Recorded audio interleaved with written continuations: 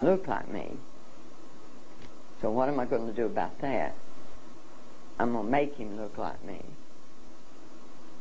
So for hundreds of years, we've been telling you, and now you have to keep in mind that we took away any other god that you might have through force, through fear, through pain, through any means necessary. So now I'm going to give you a God, but I'm going to do that in a way that it's going to further me.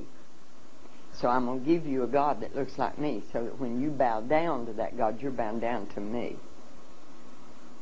Because the reality is, and see, this is something that bothered me when I left the church out of frustration, because I wasn't hearing these things.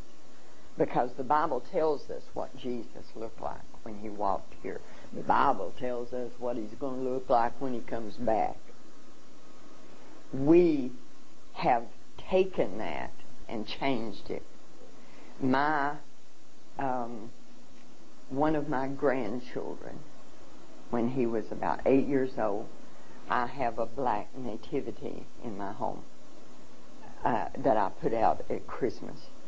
And he had been there several times, and all of a sudden one day he brings me the baby Jesus. And he says, "Mama, this is not right." And I said, "What's not right?" He said, "This is not right, Mama."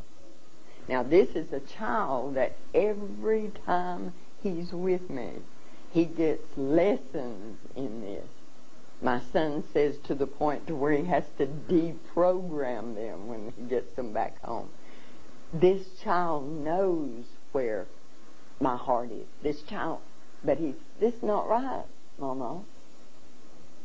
What's wrong? Tell me. Jesus wasn't black.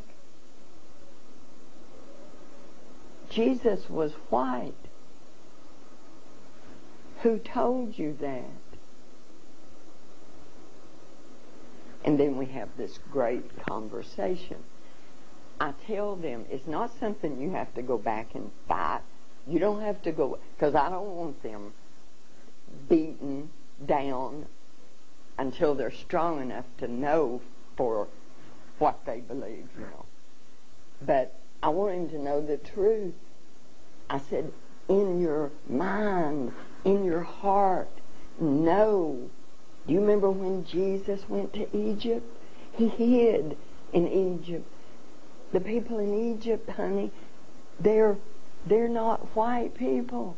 How could he hide there? See, so that we've done that. We've given your people a God that looks like me, so that you don't have any qualm about bowing down to me. See, because this is the image of God. I don't know of any sin that we've committed that's greater than that one.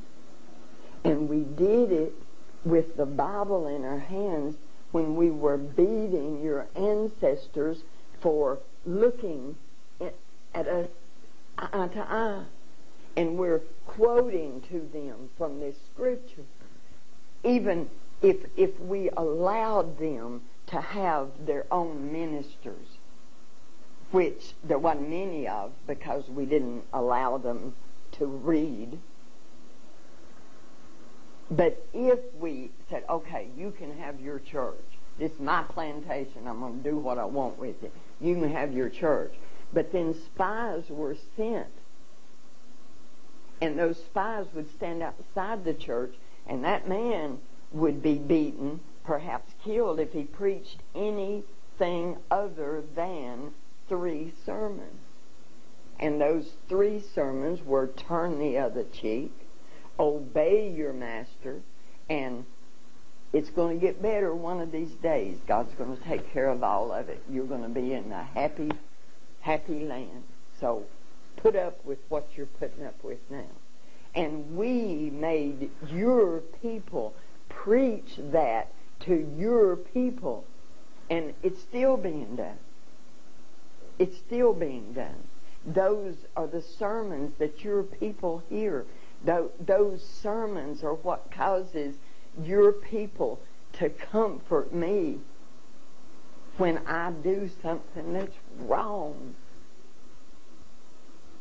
We've taken Christianity in the same way the Klan has taken